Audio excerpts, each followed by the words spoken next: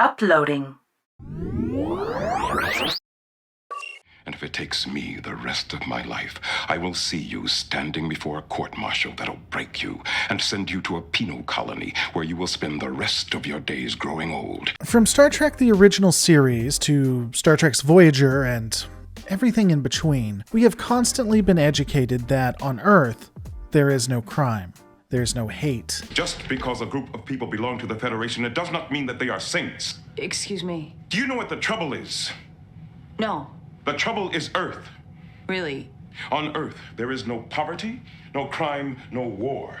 Why the need for lawyers almost seems completely unnecessary. It is utopia, but that does raise some questions. The questions I'm talking about are, well, specifically, if none of these things exist on Paradise, why is there a need for penal colonies, especially those in New Zealand? The inferences that I've gathered can actually be quite disturbing.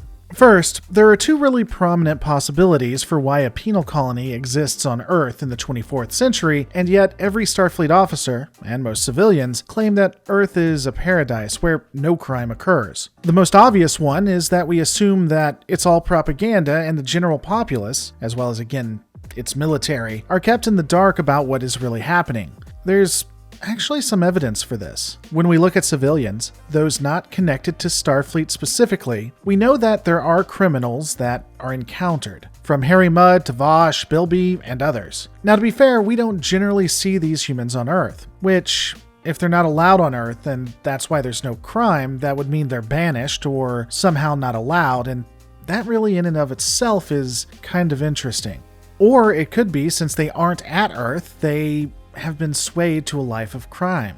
Thinking about it, those are some very uncomfortable inferences about what happens on Earth, but that's honestly a video for another time. This is more focusing on why penal colonies exist, so I may come back to that. Looking at it analytically, it is possible that crimes do occur on Terra, but they are just covered up by the United Earth. One of the few things that we seem to gloss over is that in a lot of situations, Starfleet not only acts as the scientific and military arm of the Federation, but also as the government enforcers. There's a reason why you separate military and the police.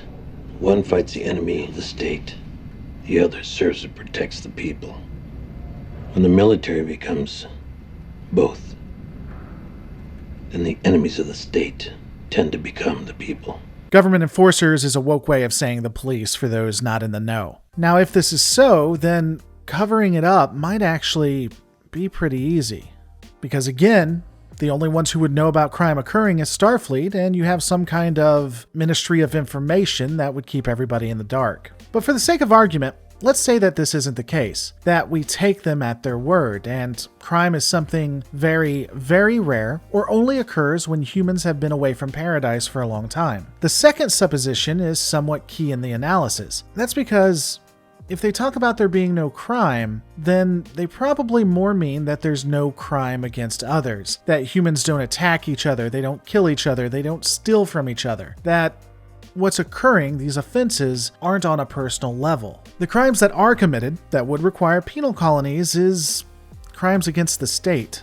This, in my opinion, probably has the most evidence and is the most likely scenario. While we see criminals like Vosh, Bilby, and Harry, there are many, many more organizations that hold human membership that resist the United Federation of Planets and Starfleet in particular. They do this based on ideological grounds, not personal ones. If this is the case, and generally the crimes that are committed are ideological, the previous criminals are probably outliers that don't really conform to what humans are. And looking at the organizations, the degree of ideological disagreement can range from an opportunistic and capitalistic one, like that of the Orion Syndicate, to a complete disagreement in doctrine, like some within the Maquis. Once Starfleet catches these individuals, they would be housed, and this is where we begin to see the internment centers. It perfectly fits why we would see one exist on Earth, as citizens of the United Earth would serve their time there, and how crime doesn't exist and yet still does. But again, this brings a lot of uncomfortable facts that would exist.